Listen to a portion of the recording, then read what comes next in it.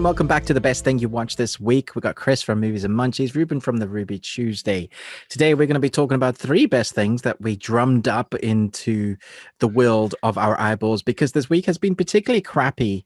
We go through crappy weeks as reviewers. We know that we're going to have to sometimes just go through this, but this week in particular, Chris, what are you drinking? I have some whiskey. Now, I gotta say, it's 10:25 in the morning, because what nobody else is going to know, but you're about to know, is that we have had nothing but technical difficulties. This is our 5th time trying to record this. So as far as YouTube is concerned, this is apple juice. It is single malt apple juice from the Glenlivet Good variety. times. But Okay. yeah, let's yeah. Oh, we so discombobulated because we've just had so many issues. Okay. Before we dive into your movie quote quiz, because I absolutely love this portion of this, I think we should address who won. Yes, or who guessed correctly. Who did win again? So you didn't have anybody on yours that correctly guessed? Okay. No. I had a runner-up who got 2 out of the 3, Nice. which was Vera Morris. So congratulations to you. I mean, you just get bragging rights. That's all it is. Maybe eventually we will discover some sort of actual prize, but right now, no. And then Nostromo, who has won a couple of times before, got all 3. So we have The Hitchhiker's Guide to the Galaxy. Yeah. Predestination, which I am completely unfamiliar with. I don't even know that movie. And then The Matrix. Yes. So good job. Excellent. But Ruben, what do you have for us this week? Okay. Getting my acting chops on. Ready. Okay. Let's ride. Nice. That's always. For everybody in the podcast, you missed the visuals. Ruben's got his hands going back and forth next to his head there, pointing, kind of shaking. Oh, I'm glad you say that. I forget sometimes. Yeah, there's a bunch of people listening and they can't see because it's darkness in your head. Certainly darkness in my head today. Yes, absolutely. Yeah. For the second one, while Chris... Thanks, mate. Well, Chris drinks his single malt whiskey. I mean, apple juice. Apple juice. Apple juice, single malt apple juice. I think, Terrence, what are we going to do today? I don't know, Philip. What are we going to do today? What did the Iranian gynecologist say to the... I don't know. Nice. two characters from a certain thing, which you should get. Yes. Okay. Come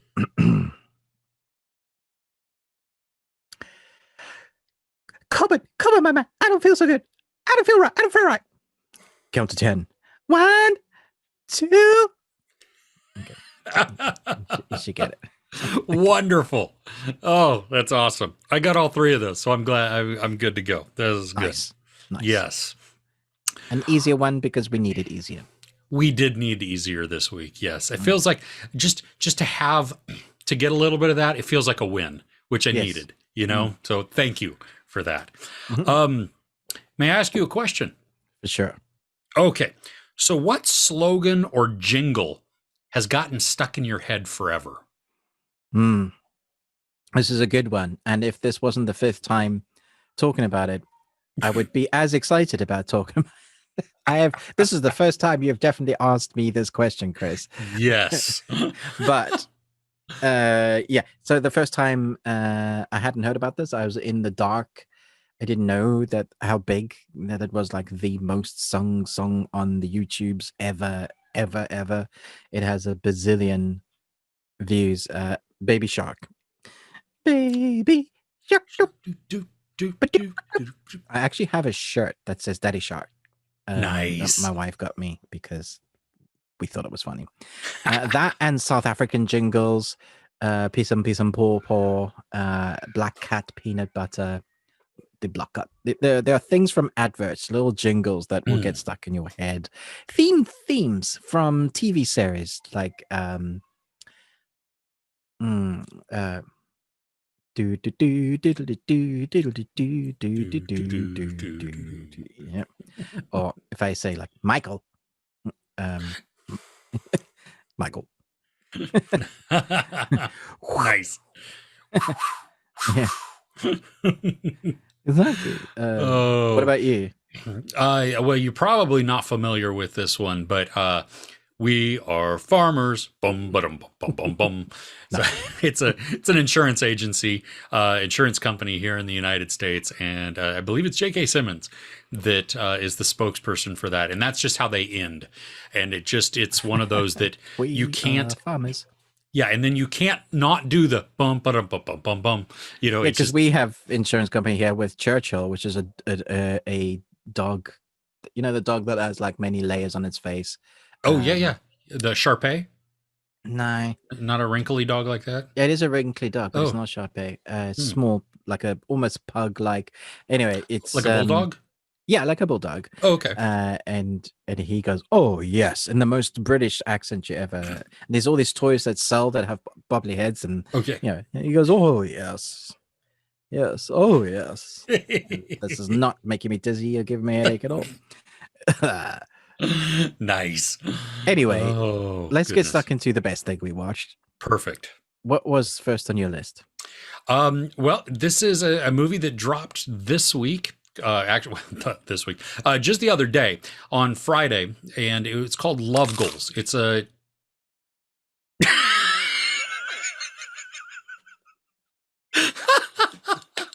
I don't- that was perfectly timed. And for everybody that, well, it's the morning for me, it is dinner time for Ruben. And he is probably past his dinner time now. And to keep Ruben from getting absolutely hangry, well, there you go. Um, but the movie's called Love Goals. It's a Hindi film on Netflix, and it is a romantic ish comedy with magic and soccer or football. Really, it's football because for the rest of the world that that actually knows So the how does sport, magic, love, and soccer work? surprisingly well. So we have this guy named Minu who is he wants to be a magician, not a A musician, musician. a A musician. Yes. musician. It's Nice. they play while doing tricks. It's weird. He's a magician. He wants to be a magician. His dad, though, Moo. all growing up, was a local soccer star A slacker. and How much apple football. juice have you Sorry, had? not enough.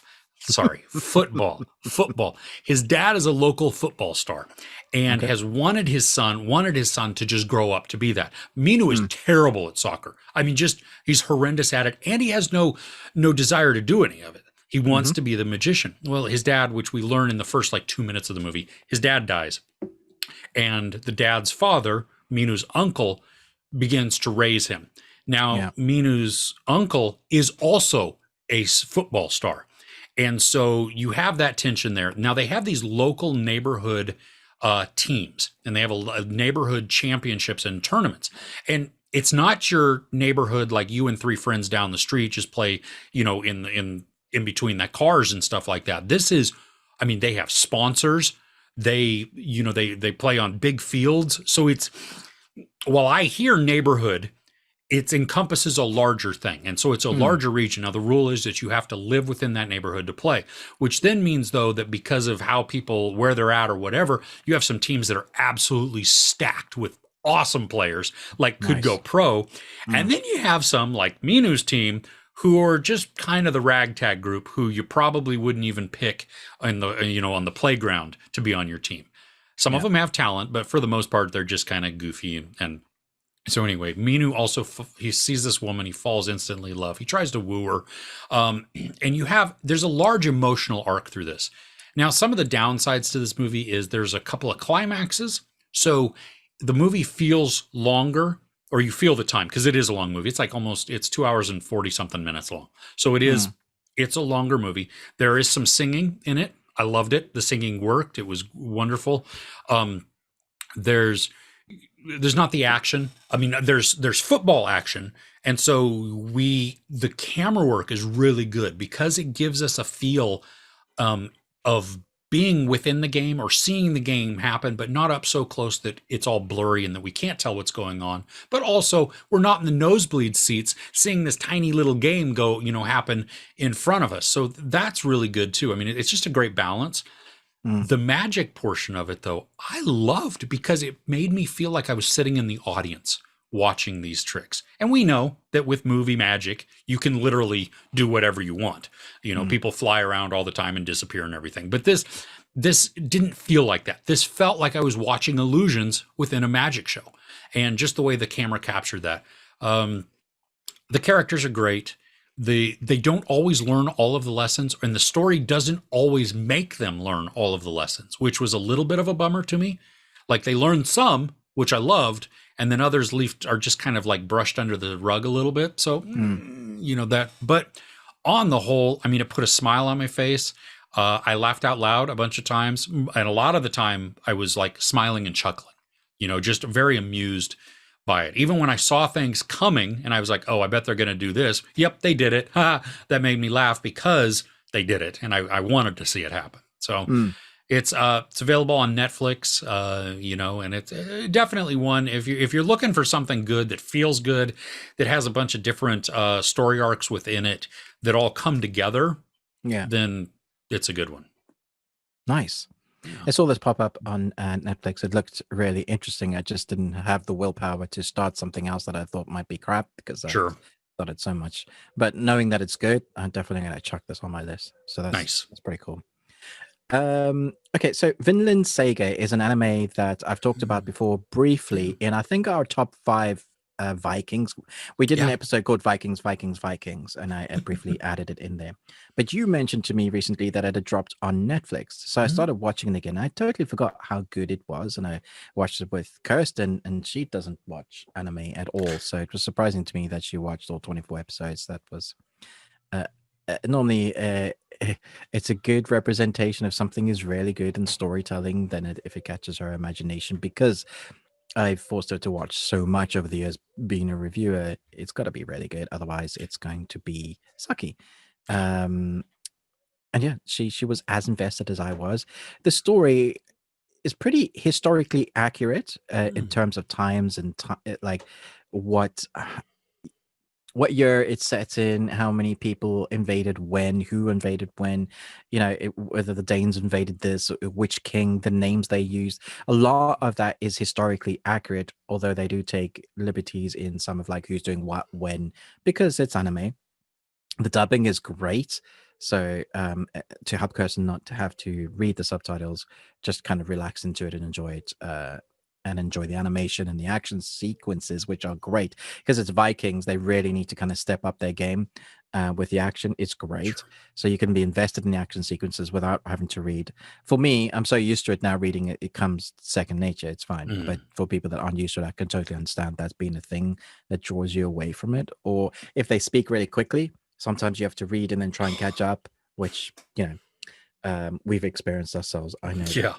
The story there I love because it's all character based. It's basically a revenge story. You follow one king, Thorfinn, who is being trained by the guy that killed his dad.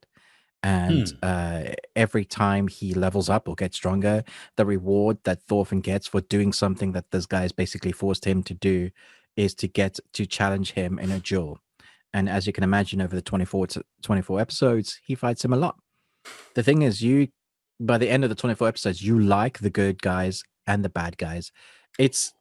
I guess there are no good guys and there are no bad guys. It's just life. It's the blurring of who you can look at the Vikings as bad guys because they're invading, but there's a history there and there's a reason why they're invading. It's not just for riches and stuff. That there's a whole backstory into that, and some of that is explored. And the good thing is that finally we're getting the second season. This is coming out in January. Nice. So apparently the first 24 episodes were literally just like the beginnings of the manga, and there's a lot of other places that they can go. So I'm excited to see what they do with the action. It's probably in my top 5 animes of all time now, just because of the character building, the characters that I love. It's brutal, it's sad, but you can't help but like click the next episode. Now, does Thorfinn, that's his name, Thorfinn?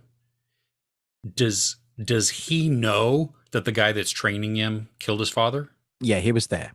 Oh, okay. Oh. Yeah. So he uses the guy. He refuses to leave the guy's side at the age of Mm, 4 or 5. And the guy kicks the crap out of him, like right at the beginning. This 4 or 5-year-old and says, "Don't come back." And then his will and revenge because of the stock, like in his bloodline. His father mm, was like the best Viking warrior ever. Even the scariest generals on the field at the mention of his name is like, "Oh, that's his son." Wow. nice. Um, yeah, so he has this heritage to live up to, but he also wants to honor his father. But everything his father stood for, like what his father learned about war is the mantra of what he needs to know, what it means to be a warrior. And there's this mantra that just continues throughout the series that I don't think he quite learns just yet. But Mm. who knows? Maybe next time. Yeah. Cool. All right, I've got it on my list. I just need to carve out a little bit of time to watch it, so that's good. I'm glad that you got to revisit it and had just as much fun with it. So Hmm. very cool. Okay, yeah. So as we had said, our week was watching was poo, and it was just bad. So I decided to watch two movies. The next time you're having tacos. Oh, and you moved your microphone. I saw that. Okay. I had tacos last night for dinner. Just as an aside, there, love Nice. tacos. Um, but so we watched two movies last night because I just needed a win. I needed something, first off, to make me feel better, but then also I needed something to be able to talk about today too with you. So the first one is from 1995, and it stars, there's Ethan Embry, Liv Tyler, Renee Zellweger, and the soundtrack, more than anything, is spectacular. Now, the reason I love this movie, and I'll get to the title in just a second, but I worked like you in a Blockbuster. And so working in a video store, just it has this vibe to it, smells, the whole, just the personas, everything The like damp that. carpets. Did you ever have that smell? No, we didn't really have damp carpet smell. Okay. Mm. Our Blockbuster was the mix of cleaner, like warm video cassettes and popcorn. Mm. You know Yeah, that ours is that more broken down than that. okay. Well, my other job that came a little later than that, which is really reminds me of this and gives me a huge appreciation for the movie, is I worked in a record store, Mm. and this was on the cassettes were still a thing. CDs were huge, but it was in that middle time where cassettes, they hadn't gone away. And really CDs had taken over because vinyl was kind of on its way out at that moment. And then it makes, as we know, a huge resurgence. But anyway, the movie is called Empire Records. And this is a very mid 90s movie. I mean, the look, the feel, the angst that happens throughout the day of the workers in this record store. Think, what's that movie with John Cusack and Jack Black? Oh yeah, with all the records. Oh my gosh, High Fidelity. High Fidelity. So Mm. think High Fidelity, but not as much. Like I don't know. I like this better. This has more comedy in it. It's there's more characters in it also, so it has the more ups and downs. Mm. It does have your teenage angst. It's got some drama, people going on roller coasters of emotional rides and stuff. But there are so many things within this that speak of reality of what my experience was within a record store, and it's so first off, I mean, it's nostalgic, but then it's so great. My wife and I watching it with the kids last night, and she and I are like rocking out to the entire soundtrack because it's got indie hits, it's got mainstream stuff, you've got some It rock. does have an excellent score. Yeah. Just, yeah, outstanding. And so it's just a whole bunch of fun, and it always puts a smile on my face because it takes place in one encapsulated thing. One day, a 24-hour period, and you watch so many different character journeys within this and character growth and relationship dramas that are explored and expanded and just, nuances addressed, the whole thing, and all of it wrapped up in, I mean, even though there's some things where I can look at it and go, oh, well, that totally happened and that totally happened. I mean, the reality portion of it is like, yeah, all of this happening at once. I mean, you just, what in the crap, you turn off that, but it's the escapism. We had, if I can give you a brief little story, we had this person when I was working at the record store. Ours were the front counter was raised some, just like in Empire Records, and so you could see more of the store. It was elevated there. So some dude comes in and he's standing next to the cassette wall and he asks, which happens all the time, is like, "Hey, I'm looking for this song. I can't remember. Do you know who sings it or whatever?" And we go, "Well, yeah, let us know. What are some of the lyrics or how does it go?" And he stands there. Now, again, for the podcast people, I'm sorry, I'll have to describe this afterwards. But he starts bobbing his head and he's like, yeah. How you dance, Chris? Yeah. So he's dancing to himself, and me and my buddy who's working, we look at each other like, are we, as Ruben rocks out to music that we can't hear. We look at him and we're like, dude, all of that was in your head. We have no idea what you were the guy was literally singing it in his head, but not opening his mouth other than to be like, to agree with himself of like, yeah, just come on, throw me a. Awesome. It's just so good. Yeah. I love stories like that. People are weird. The people are weird, and it was so great because we got to the laugh at that, and I discovered so many new songs and new artists by working there, because we would go, like Empire Records, they have this where the employees will pick a song or pick an album or whatever, and somebody always has veto power, whether that's the person in charge or whoever's up front. For us, if you were working at the front desk, you were in charge of the music, because the people in the back of the store where the videos and everything were, they couldn't leave that area. So there was arguing. Putting on the score to like The Exorcist. Or... Yeah, no. There were some times though we had some classical music playing. Sometimes that was typically in the morning, but there were also times where you were rocking out to something really, really hard, or shouldn't have been. Like there's I can't remember not Five Finger Death Punch. But there was some hardcore, harder metal band, something that's kind of similar that one guy really loved. And so in the mornings before we opened, he got to play that because it amps him up, got him ready for the day. Just agitated everybody else. Everybody else is like, yeah, I'm so stressed. Oh, goodness. But yeah, Empire Records.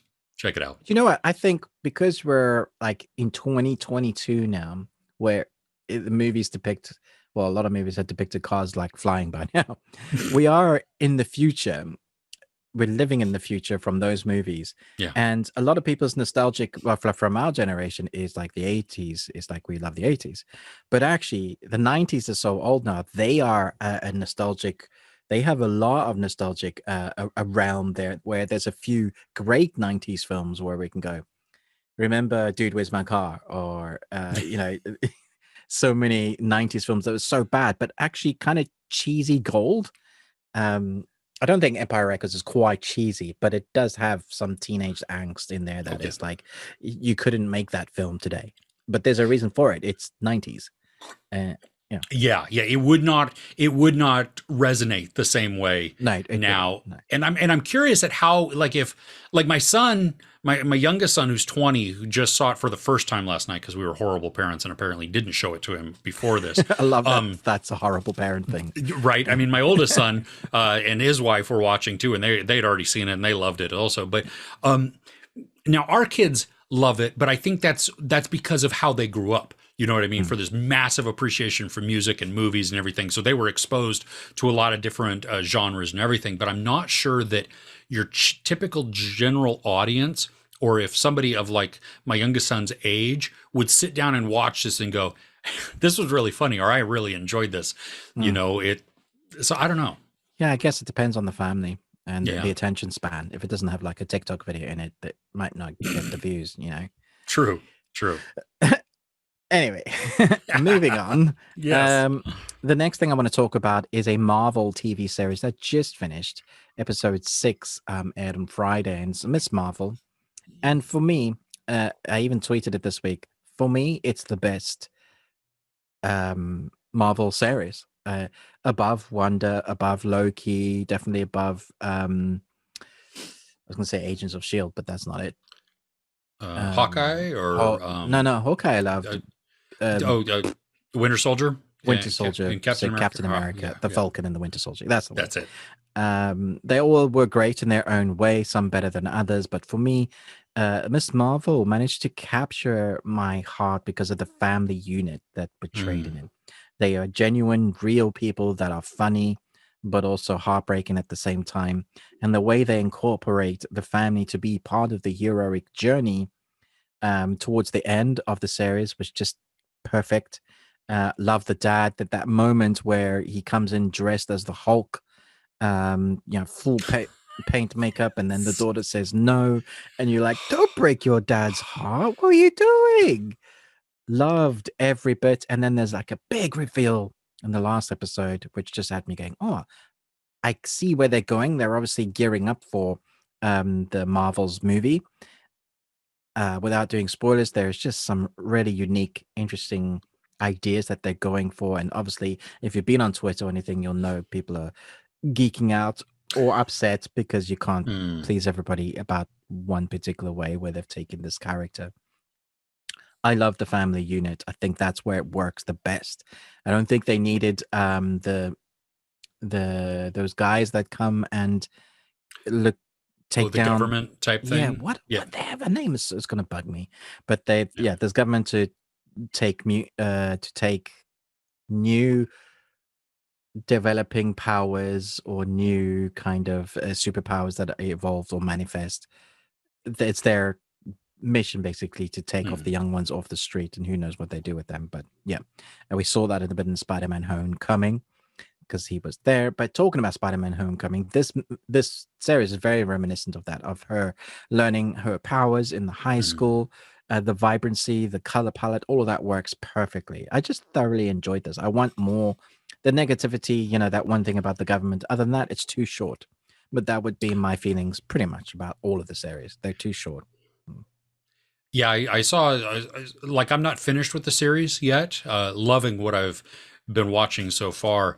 But yeah, I saw people talking about like, hey, the finale's this week, and there's a lot still that it feels like it needs to cover. And I think that's though the general consensus with all of the Marvel series that have Mm, been on, that they like, we would really like some more, just take some depth, yeah. branch this out even more. I mean, you figure it's because there's what, 6 episodes, so this is like a 3-ish hour movie.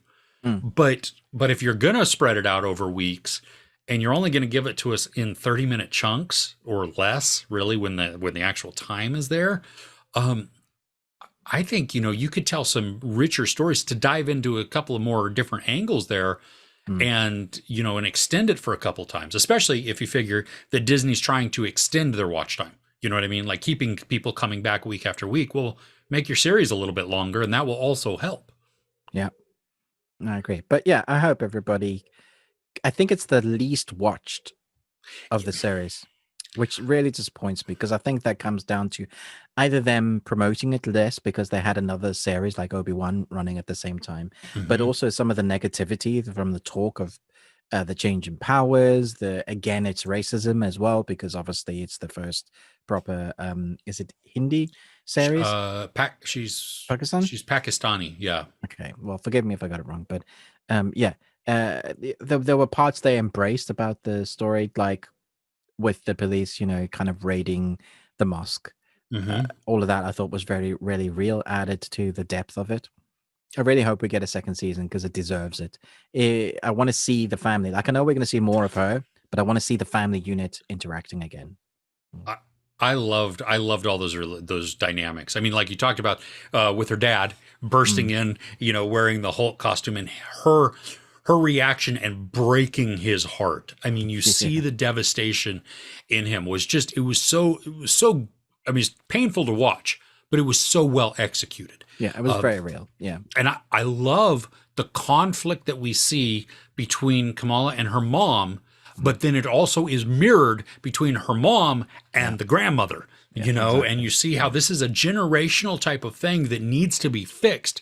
And since I haven't finished it, I don't know if it does get fixed or not, but there's just, you can see there's definite parallels between the two relationships that you're like, oh gosh, you could fix this. This would be, you know, I mean, just, yeah. Communicate, people. Exactly. But yeah, I've loved the series too, and I agree that I don't think they've done a good enough job of marketing this in a way that to like it came across the marketing that I saw came across as very teenage girl, Mm. you know, which is not bad for that. But if you're trying to pull in the general audience as well, then you need to have a broader base of with your marketing messages there. You know, it's funny. It's more realistic teenage angst than that I could get behind than all of the other series I've seen with teenagers in recently. If you take at least the top 20 teenage angst Netflix series that I've seen recently, like they don't get it right. It's just too much. It's over the top. But here, it's at least relatable. It's real. Yeah. Yeah. So good. Well, I'm excited to finish it. Yeah. Nice. I think it'll be good. So what's next on your list or your final third? Yeah, my final one watched last night again from the this is from the late 90s. It stars Tom Everett Scott and Mark Paul Gosselaar, but then it also has appearances by Jason Segel, Allison Hannigan, and Linda Cardellini. Now, this is I don't know how many people have actually seen this movie, but it's called Dead Man on Campus. Have you seen this? As you enjoy your tacos? Okay. Ruben is shaking his head no while he eats his tacos for everybody on the podcast. So the premise is Tom Everett Scott is Josh. Mark Paul Gosselaar is Cooper. They are roommates at college, their freshman year. Cooper is a slacker, pothead, just likes to party. He wants to just experience college life, doesn't want to go to classes. Josh, on the other hand, he's there on a scholarship, very driven, wants to get through on his plan and on his track in his time and, you know, get on and move with life because that is successful. About halfway through the semester, Josh falls in with Cooper of getting high and just experiencing college life for what it could be and tanks his midterms. So which is just terrible. Well, Cooper's never gone to class, so he also is failing. There is a rule at their school that if your roommate commits suicide, you get A's, you get straight A's for that semester. Because you can't be expected to study or whatever, you know what I mean?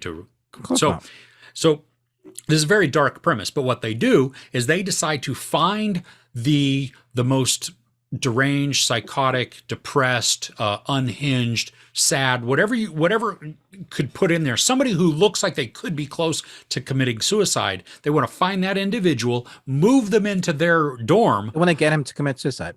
Yes, and then push that person over the edge. That is so dark. It's messed up. Okay, it's a terrible premise. It's really mean. Yeah. But there's so much comedy within this that it really works because it's all of these hijinks. It is all of these just failed plans. But you have some emotional roller coaster through a little bit of this where, you know, the drama is blown up a little bit more than it probably should be. But that's what makes it this fun movie. That, you know, there's a lot of comedy in it. Like Empire Records, there's a great soundtrack. Just, you know, a bunch of fun. I laughed out loud a lot. This is still another movie, though, that feels very late 90s. That it is encapsulated in that era. And I'm not sure you could do it now because there are things that are said in this that are very un-PC. And they were said on-PC.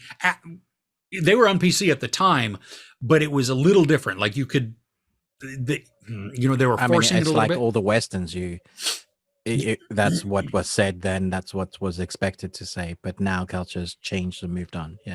Yeah. So it's not a terribly long movie. I think if I was going to choose one, you know, Empire Records or Dead Man on Campus, and which was I was going to watch repeatedly over like 6 months, you know, I would watch Empire Records more than I would Dead Man on Campus. But I still have a blast with Dead Man on Campus. I mean, it's There's some quotable lines in there, just like within Empire Records. There's like in my head, the mental image also is like I can laugh along with it as I replay certain scenes in my head, even without the context of watching the movie. And so it was one of those sleepers where I saw it, I think, first time on DVD or video, and we were just like, Is this something you own or you found on Netflix? Or I own it now, have owned it for quite a while. Both Empire Records and Dead Man on Campus are right now available on Stars, at least in the US. Maybe I don't know how Stars' distribution works, if it's geofenced or whatever, but you can watch both of those on Stars, which I was thrilled about, because I think I own both of the movies, but I own them both on DVD. yeah, I don't even know what that is, Chris. Right? Like, so if I put that into my 4K player, while Like it will 8-tracks tape. yeah, well, it'll blow up. It'll just look bad. Weird. Yeah. So anyway, but yeah, if you've never seen Dead Man on Campus, it's worth checking out at least once. I think if you're Gen X or early Gen Z, then you will have a better appreciation for it than somebody who is like early teenager now. I think you'd cringe, roll your eyes, go, "This is stupid," because there is a certain bit of nostalgia within there also that you have to. But I think the comedy still works for a lot of it. Okay, definitely gonna see what streaming platform this is on here in the UK. Give it a go. I like a bit of nostalgia. Nice. Okay, so for my final film, this is also going back a few years, not as back in the 90s, but early 20s. Well, this is 2016. Okay. And it's a film called Rebirth. It's a film that I saw pop up once, forgot about it, meant to watch it.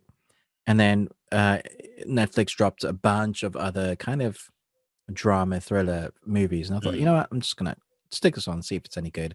After the week of poo, watching 6 things back to back, going, no. And this is your classic, has Fight Club-esque spirit to it. Don't go in thinking it's nearly as good as Fight Club, because it isn't. Not many films are, to be honest. Sure. It's probably like one of the greatest films of all time, in my opinion, but I'm right.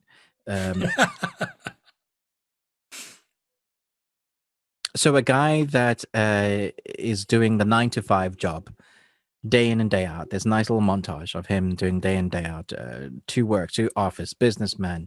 Used to be a lot of fun in his younger times. He had a best friend who they used to get up to shenanigans. They wrote a Bible of things that they weren't going to be boring. That's what they told themselves. In walks his friend after not seeing him for 20 years and goes, "Dude, what happened to you? Like, you're boring now. I've done this thing. You got to check it out. Get out of the rut in this business. Go and do it."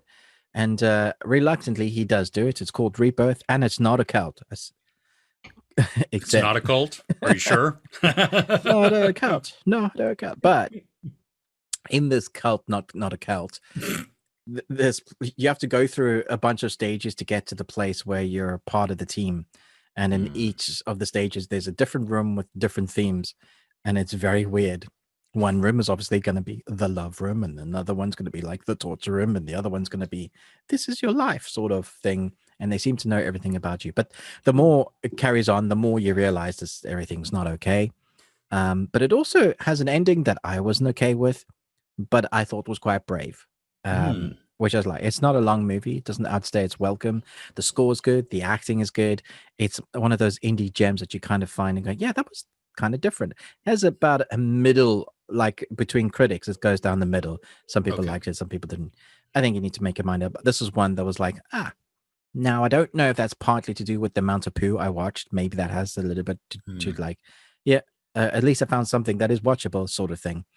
However, I like the actors. I like where it went in the end, and I like where it went in the end because I wasn't expecting it to go there.